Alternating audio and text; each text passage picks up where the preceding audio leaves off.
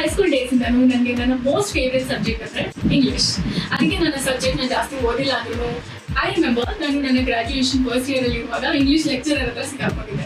In first year ನಾನು ನನ್ನ ಕ್ಲಾಸಲ್ಲಿ ಯಾವತ್ತೂ ನೋಡೇ ಇಲ್ವಲ್ಲ ಅಂತ. ಬಟ್ ಸ್ಟಿಲ್ ಇಂಗ್ಲಿಷ್ ಅಲ್ಲಿ ಪ್ರತಿ ಸರಿನೂ ನಾನು 90+ ಸ್ಕೋರ್ ಮಾಡ್ತಿದ್ದೆ. ಆದ್ರೆ ಮ್ಯಾಥ್ಸ್ಗೆ ಎಷ್ಟು ರೆಗ್ಯುಲರ್ ಆಗಿ ಕ್ಲಾಸಸ್ಗೆ ಹೋದ್ರು, ಎಷ್ಟು ಟ್ಯೂಷನ್ಗೆ ಹೋದ್ರು ಗೊತ್ತಲ್ಲ. ಆದ್ರೆ let me clarify, English knowledge ಅಲ್ಲ, ಅದು ಜಸ್ಟ್ ಲ್ಯಾಂಗ್ವೇಜ್ ಅಷ್ಟೇ, ಅಥವಾ ಸ್ಟೇಟಸ್ ಸಿಂಬಲ್ ಕೂಡ ಅಲ್ಲ. ಬಟ್ ಇವತ್ತಿನ ಕಾಂಪಿಟೇಟಿವ್ ವರ್ಲ್ಡ್ ಅಲ್ಲಿ ಇಂಗ್ಲಿಷ್ ಸ್ಪೀಕಿಂಗ್ ಸ್ಕಿಲ್ಸ್ ಚೆನ್ನಾಗಿದ್ರೆ ನಮಗೆ ಒಳ್ಳೊಳ್ಳೆ ಕಂಪನಿಲಿ ಜಾಬ್ ಪ್ಲೇಸ್ಮೆಂಟ್ಸ್ ಅಥವಾ ಕರಿಯರ್ ಪ್ರಾಸ್ಪೆಕ್ಟ್ಸ್ ಇಂಪ್ರೂವ್ ಆಗೋದು, ಆರ್ ಲೈಫಲ್ಲಿ ಆಪರ್ಚುನಿಟೀಸ್ ಜಾಸ್ತಿ ಆಗೋದು, ಇದೆಲ್ಲದಕ್ಕೂ ಹೆಲ್ಪ್ ಆಗುತ್ತೆ. ನೀವು ಇನ್ ಕೇಸ್ ಬ್ರೋಕನ್ ಇಂಗ್ಲಿಷ್ ಮಾತಾಡ್ತಾ ಇದ್ದೀರಾ, ನಿಮ್ಮ ಇಂಗ್ಲಿಷ್ ನ ಇಂಪ್ರೂವ್ ಮಾಡ್ಕೋಬೇಕು ಅಂತ ಇದ್ರೆ ಈ ವಿಡಿಯೋ ಮಾಡ್ತಾ ಇರೋದೇ ನಿಮಗೋಸ್ಕರ. ಇದರಲ್ಲಿ ನಾನು 4 ಪವರ್ಫುಲ್ ಟಿಪ್ಸ್ ನ ಶೇರ್ ಮಾಡ್ತಾ ಇದ್ದೀನಿ, which is very practical and easily applicable. So ವಿಡಿಯೋನ ಮುಗಿಯವರೆಗೂ ನೋಡಿ and let's start the video. ನಮ್ಮ ಸ್ಕೂಲ್ ಆರ್ ಕಾಲೇಜ್ ಡೇಸ್ ಅಲ್ಲಿ ನಾವು ಯಾವುದೋ ಒಂದು ಲ್ಯಾಂಗ್ವೇಜ್ ಇಂಪ್ರೂವ್ ಮಾಡ್ಕೋಬೇಕು ಅಂತ ಅಂದಾಗ ನಮ್ಮ ಟೀಚರ್ಸ್ ಆರ್ ಲೆಕ್ಚರರ್ಸ್ ಕೊಡ್ತಾ ಇದ್ದಂತಹ ಒಂದು ಸೇಮ್ ಬೋರಿಂಗ್ ಟಿಪ್ ಅಂದ್ರೆ ಆ ಲ್ಯಾಂಗ್ವೇಜ್ ನ ನ್ಯೂಸ್ ಪೇಪರ್ ಓದಿ ಅಂತ. ಬಟ್ ನಮಗೆ ಅಕಾಡೆಮಿಕ್ಸ್ ಓದಕ್ಕೆ ಟೈಮ್ ಇರಲಿಲ್ಲ. ಇನ್ನು ಯಾವ ಸ್ಟೂಡೆಂಟ್ಗೆ ನ್ಯೂಸ್ ಪೇಪರ್ ಓದುವಂತಹ ಮೋಟಿವೇಶನ್ ಬರುತ್ತೆ? So let's switch from boring to entertainment plus learning. ಇದರಲ್ಲಿ ನಾವು ಈಸಿಲಿ ಫಾಲೋ ಮಾಡಬಹುದಾದಂತಹ ಆಪ್ಷನ್ಸ್ ನ ನೋಡೋಣ. ಪ್ರತಿ ವೀಕೆಂಡ್ ನಿಮ್ಗೆ ಇಷ್ಟ ಆಗುವಂತಹ ಯಾವ್ದಾದ್ರು ಒಂದು ಇಂಗ್ಲಿಷ್ ಮೂವಿನ ನೋಡಿ, ಅಥವಾ ಎವ್ರಿ ಡೇ ನಿಮ್ಮ ಫೇವ್ರೆಟ್ ಇಂಗ್ಲಿಷ್ ವೆಬ್ ಸೀರೀಸ್ ನ ಒಂದು ಎಪಿಸೋಡ್ ನೋಡಿ.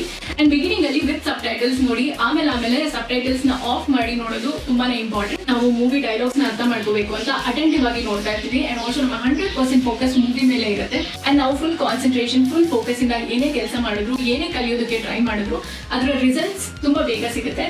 ಇನ್ಫ್ಯಾಕ್ಟ್ ನಾನು ತಮಿಳ್, ತೆಲುಗು, ಹಿಂದಿ, ಇಂಗ್ಲಿಷ್ ಇದೆಲ್ಲ ಲ್ಯಾಂಗ್ವೇಜಸ್ ನಾನು ಮಾತಾಡ್ತೀನಿ ಅಂತ ಅಂದ್ರೆ it's only because I watch so many movies. Also movies ನೋಡುವಾಗ ಲ್ಯಾಂಗ್ವೇಜ್ ಅಬ್ಸರ್ವೇಷನ್ ತುಂಬಾನೇ ಮ್ಯಾಟರ್ ಆಗುತ್ತೆ.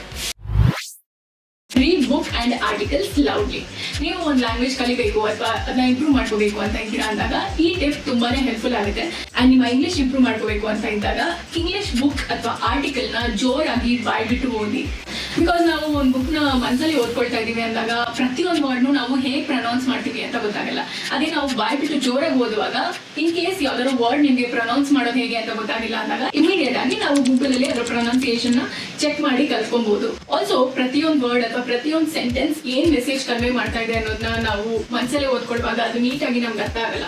ಸುಮ್ಮನೆ ಏನೋ ಒಂದು ಅಸ್ಯೂಮ್ ಮಾಡ್ಕೊಂಡು ನೆಕ್ಸ್ಟ್ ಲೈನ್ಗೆ ಜಂಪ್ ಮಾಡ್ಬಿಡ್ತೀವಿ. ಬಟ್ ಅದೇ ನಾವು ಜೋರಾಗಿ ಬಾಯ್ಬಿಟ್ಟು ಓದಿದಾಗ ಪ್ರತಿಯೊಂದು ಸೆಂಟೆನ್ಸ್ ಏನ್ ಮೀನಿಂಗ್ ಕನ್ವೆ ಮಾಡ್ತಾ ಇದೆ ಅನ್ನೋದನ್ನ ನಾವು ಅರ್ಥ ಮಾಡ್ಕೊಳ್ಳೋದಕ್ಕೆ ಟ್ರೈ ಮಾಡ್ತೀವಿ. ಅಂಡ್ ಇನ್ ಕೇಸ್ ಅರ್ಥ ಆಗಿಲ್ಲ ಅಂದ್ರೆ ಆ ಲೈನ್ ನ 2-3 ಸರಿ ಓದಿ ನೀಟಾಗಿ ಅದನ್ನ ಅರ್ಥ ಮಾಡ್ಕೋಬಹುದು. ನಮಗೊಂದು ಕ್ಲಿಯರ್ ಮೆಂಟಲ್ ಪಿಕ್ಚರ್ ಸಿಗುತ್ತೆ. ಅಂಡ್ ಮೋಸ್ಟ್ ಇಂಪಾರ್ಟೆಂಟ್ಲಿ, ನೀವು ಹೊಸದಾಗಿ ಬುಕ್ ಓದ್ತಾ ಇದ್ದೀರಾ, ಅದ್ರ ಅಭ್ಯಾಸ ಇಲ್ಲ ಅಂತ ಅಂದ್ರೆ ಡಿಸ್ಟ್ರಾಕ್ಷನ್ಸ್ ಆಗುವಂತ ಚಾನ್ಸಸ್ ತುಂಬಾ ಜಾಸ್ತಿ ಇರುತ್ತೆ. ನಾವು ಓದ್ತಾ ಇರ್ತೀವಿ, ನಮ್ಮ ತಲೆ ಎಲ್ಲೋ ಇರುತ್ತೆ, ಏನೇನೋ ಯೋಚನೆ ಮಾಡ್ತಾ ಇರುತ್ತೆ. ಸೊ ಮೇನ್ಲಿ ಡಿಸ್ಟ್ರಾಕ್ಷನ್ಸ್ ನ ಅವಾಯ್ಡ್ ಮಾಡೋದಕ್ಕೆ ಈ ಒಂದು ಪರ್ಟಿಕ್ಯುಲರ್ ಟಿಪ್ ತುಂಬಾನೇ ಹೆಲ್ಪ್ಫುಲ್ ಆಗಿರುತ್ತೆ. ಅಂಡ್ ಈ ಟಿಪ್ ನ ನೀವು ಒಬ್ಬರೇ ಇದ್ದಾಗ ಅಥವಾ ನಿಮ್ಮ ಪ್ರೈವಸಿಯಲ್ಲಿ ಪ್ರಾಕ್ಟೀಸ್ ಮಾಡಿ, ಸೊ ದಟ್ ಬೇರೆಯವ್ರಿಗೂ ಡಿಸ್ಟರ್ಬ್ ಆಗಲ್ಲ. ಅಂಡ್ ಆಲ್ಸೋ ಒಬ್ಬರಿಂದ ನಿಮಗೆ ವಿಯರ್ಡ್ ಲುಕ್ಸ್ ಕೂಡ ಸಿಗಲ್ಲ. Talking to the mirror. ನೀವು ನಿಮ್ಮ ಸೆಲ್ಫ್ ಕಾನ್ಫಿಡೆನ್ಸ್, ನಿಮ್ಮ ಸೆಲ್ಫ್ ಎಸ್ಟೀಮ್ ಅಥವಾ ನಿಮ್ಮ body posture, body language, communication skill ಯಾವುದೇ ಇಂಪ್ರೂವ್ ಮಾಡ್ಕೋಬೇಕು ಅಂತ ಅಂದ್ರೂ ಈ ಟ್ರಿಕ್ ಮ್ಯಾಜಿಕ್ ತರ ವರ್ಕ್ ಆಗುತ್ತೆ. I don't know how, but every time it works. Mostly ನಾವು ಹೇಗೆ ಕಾಣ್ತಿದೀವಿ ಅಂಡ್ ನಾವು ಹೇಗೆ ಮಾತಾಡಬೇಕು, ನಮ್ಮನ್ನು ನಾವು ಹೇಗೆ ಪ್ರೆಸೆಂಟ್ ಮಾಡ್ಕೊಳ್ಬೇಕು, ಇದೆಲ್ಲದನ್ನು ನಾವು ನಮ್ಮನ್ನು ನಾವೇ ನೋಡ್ಕೊಂಡು ಅಭ್ಯಾಸ ಮಾಡ್ಕೊಂಡಾಗ ಡೈರೆಕ್ಟ್ಲಿ ನಾವು ನಮ್ಮ ಬ್ರೈನ್ಗೆ ಟ್ರೈನಿಂಗ್ ಕೊಟ್ಟಾಗ ಆಗುತ್ತೆ ಅಂತ ಅನ್ಸುತ್ತೆ. So it works every single time. And ಇದು ನನ್ನ ಮೋಸ್ಟ್ ಫೇವ್ರೆಟ್ ಟಿಪ್ ಕೂಡ. ಹಾಗೆ ಇದು 2-3 ದಿವಸ ಪ್ರಾಕ್ಟೀಸ್ ಮಾಡಿದ ತಕ್ಷಣ ಸಿಗುವಂತಹ ರಿಸಲ್ಟ್ಸ್ ಅಲ್ಲ, but every day just for 10 to 15 minutes ಒಂದು 30 ದಿವಸ ಪ್ರಾಕ್ಟೀಸ್ ಮಾಡಿ. So that progress is guaranteed. ಅದೇ ನೀವು ಈ ಟಿಪ್ ನ ಟ್ರೈ ಮಾಡಿದಾಗ ನೀವು ಎಷ್ಟು ಕರೆಕ್ಟ್ ಆಗಿ ಮಾತಾಡ್ತಾ ಇದ್ದೀರಾ, ನಿಮ್ಮ ಇಂಗ್ಲಿಷ್ ಅಲ್ಲಿ ಎಷ್ಟು ಮಿಸ್ಟೇಕ್ ಇದೆ ಅನ್ನೋದು ಗೊತ್ತಾಗಲ್ಲ. ಹಾಗಾಗಿ this brings to my last tip. Make friends with people who can only speak in English. Remember, ನಮಗೆ ನಮ್ಮ ಸ್ಕೂಲ್ ಡೇಸ್ ಅಲ್ಲಿ ಇಂಗ್ಲಿಷ್ ಅಲ್ಲಿ ಮಾತಾಡಿಲ್ಲ ಅಂದ್ರೆ ಫೈನ್ ಹಾಕ್ತಾ ಇದ್ರು. ಸೊ ನಾವು ನಮ್ಮ ಫ್ರೆಂಡ್ಸ್ ಜೊತೆ ಇಂಗ್ಲಿಷ್ ಅಲ್ಲಿ ಮಾತಾಡೋದು ಟ್ರೈ ಮಾಡಿದ್ರೆ ಅವ್ರು ಟೀಸ್ ಮಾಡ್ಕೊಂಡು ಹಾಕ್ತಾ ಇದ್ರು, ಬಾರಿ ದೊಡ್ಡ ಇಂಗ್ಲಿಷ್ ಉಂಟು ಅಂತ. ಅಟ್ಲೀಸ್ಟ್ ಸ್ಕೂಲ್ ಅಲ್ಲಿ ಈ ಒಂದು ರೂಲ್ನ ನಾವು ಕರೆಕ್ಟಾಗಿ ಫಾಲೋ ಮಾಡಬೇಕಿತ್ತು ಅಂತ ಅನ್ಸುತ್ತೆ. But it's okay. ಇವಾಗ್ಲೂ ನಿಮ್ಮ ಕ್ಲಾಸ್ಮೇಟ್ಸ್ ಅಥವಾ ನಿಮ್ಮ ಆಫೀಸ್ ಕೊಲೀಗ್ಸ್ ಅಥವಾ ನಿಮ್ಮ ಫ್ಲಾಟ್ ಮೇಟ್ ಯಾರೇ ಆಗಿದ್ರು, ನಿಮಗೆ ಅವರ ನೇಟಿವ್ ಲ್ಯಾಂಗ್ವೇಜ್ ಗೊತ್ತಿಲ್ಲ ಅಂಡ್ ಅವ್ರಿಗೆ ನಿಮ್ಮ ನೇಟಿವ್ ಲ್ಯಾಂಗ್ವೇಜ್ ಗೊತ್ತಿಲ್ಲ, you have to only communicate in English ಅಂತ ಅಂದಾಗ ಆಪರ್ಚುನಿಟಿನ ಯೂಸ್ ಮಾಡ್ಕೊಳ್ಳಿ.